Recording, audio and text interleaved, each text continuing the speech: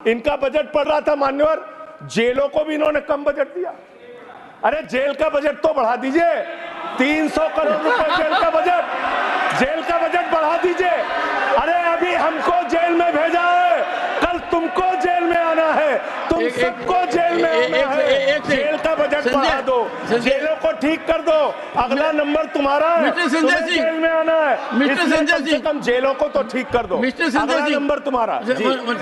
मैं जेल के बजट पे बोल रहा हूँ मानवर, मैं जेल के बजट पे बोल रहा हूँ। 300 करोड़ दिया, इनको जेल में आना है। वन सेकंड सदन के नेताजी से मैं अनुरोध करूंगा कि ये बहुत मार्मिक अपील है जेल का बजट बढ़ाने के लिए, और इस पर आप गौर फरमाइए। धन्यवाद सर, धन्यवाद सर। ठीक है ना, धन्यवाद सर। एक पृष्ठभूमि भी है मान्यवर, इसका ध्यान रखा जाएगा। में इन्होंने न्यायपालिकाओं के लिए जो बजट रखा वो नाकाफी है। 5 करोड़ केसेस पेंडिंग है इस देश के अंदर, और 6 लाख लोगों को पूरे देश में जेलों में रखा गया है, जिसमें करीब 76% अंडर ट्रायल है। इसका मतलब आपका मकसद न्याय दिलाना नहीं है, आपका मकसद किसी मामले की सच्चाई तक पहुंचना नहीं है, आपका मकसद है पकड़ पकड़ के एक एक व्यक्ति को जेल में डालना।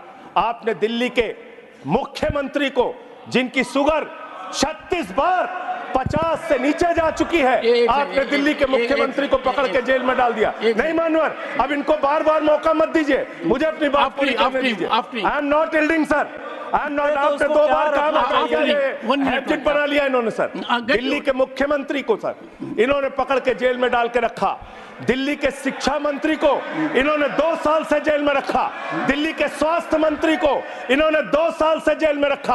आप एक एक विपक्ष के नेता को पकड़ पकड़ के जेल में डालते हैं। हेमंत सोरेन को मुख्यमंत्री को जेल में आपने रखा, संजय रावत को जेल में रखा, अनिल देशमुख को जेल में रखा, सबको पकड़ पकड़ के आप जेल में रखते हैं। बंगाल के 3 मंत्रियों को आपने पकड़ के जेल में रखा। आपका मकसद ट्रायल कराना नहीं, न्याय दिलाना नहीं, आपका मकसद हम लोगों को पकड़ के जेल में रखना है।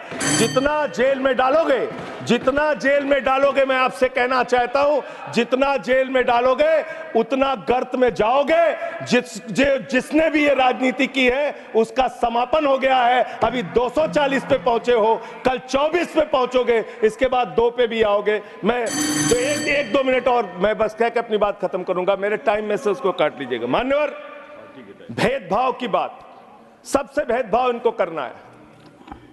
मुसलमानों से भेदभाव, सिखों से भेदभाव, ईसाइयों से भेदभाव, दलितों से भेदभाव, पिछड़ों से भेदभाव, और अब राज्यों से भेदभाव, राज्यों से भी भेदभाव, महिलाओं से भेदभाव, राज्यों से भेदभाव। क्या भेदभाव किया सर इन्होंने? 2,32,000 करोड़ रुपए, 2,32,000 करोड़ रुपए दिल्ली के लोगों ने सरकार के केंद्रीय खजाने में टैक्स के रूप में दिया, जीएसटी और इनकम टैक्स के रूप में। बदले में हमको कितना मिलता है? 0। 9 साल से आप दिल्ली को बजट नहीं देते। पंजाब के लोग, बस मेरे में से काट लीजिएगा सर, 1-2 मिनट काट लीजिए, पार्टी के उसमें से काट लीजिएगा। पंजाब के लिए सर, पंजाब का किसान अपना खून पसीना बहा के खेत में गेहूं पैदा करता है, धान पैदा करता है। आपने 8,000 करोड़ रुपए पंजाब के विकास का पैसा रोक रखा है, विपक्ष के राज्यों का पैसा आपने रोक रखा है।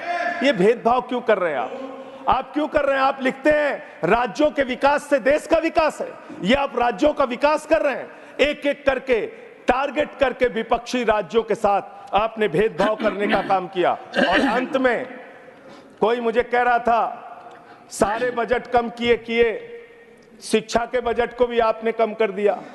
मैंने इन लोगों से कहा शिक्षा से इनका कोई लेना देना नहीं है, शिक्षा से इनका कोई लेना देना नहीं। मान्यवर, क्यों लेना देना नहीं है? क्योंकि दिल्ली विश्वविद्यालय में मनुस्मृति पढ़ाने जा रहे हैं ये लोग। मनुस्मृति पढ़ाएंगे कि दलितों के, पिछड़ों के, जिनको आप शूद्र कहते हैं, अगर वो श्लोक सुन लेंगे तो उनके कान में पारा आप कैसे डालेंगे? ये पढ़ाई आप कराने जा रहे हैं दिल्ली विश्वविद्यालय में, ये पढ़ाई आप कराने जा रहे हैं। इसलिए मान्यवर, मैं आपसे यही कहना चाहता हूं, ये बजट हिंदुस्तान के किसान के खिलाफ है, ये बजट हिंदुस्तान के नौजवान के खिलाफ है, ये बजट हिंदुस्तान के व्यापारियों के खिलाफ है। ये बजट सिर्फ और सिर्फ मोदी जी के मित्रों के लिए बनाया गया है, मित्रों के लिए बनाया गया है, मित्रों के लिए बनाया गया।